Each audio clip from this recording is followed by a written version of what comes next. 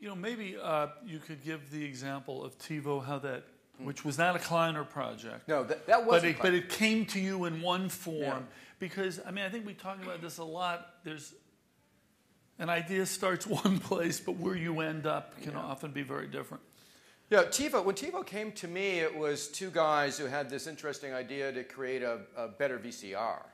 It was a very smart VCR box, and they wanted to sell it as a box in retail.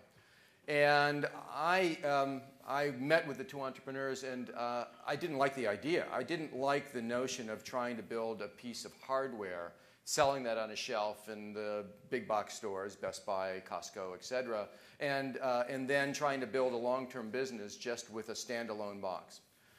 And we ended up working a great deal with each other early on. And the good news for these entrepreneurs, this is a real test for entrepreneurs for me, was when I gave them the bad news that I thought their idea sucked, they came back.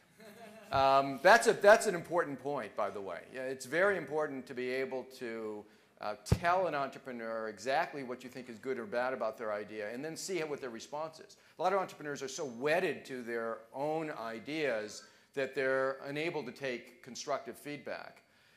Those generally don't make great investments for us in the way in which we work with our entrepreneurs. But in the TiVo case, the entrepreneurs came back, and we began to work out the notion of building a services business, a business where the value was really in the network, not in the box. And that's what we've been trying to do now for 8-9 years. We've got 4.5 million of those out in the marketplace. Our business model has been struggling along, but I think is more and more promising as we go forward.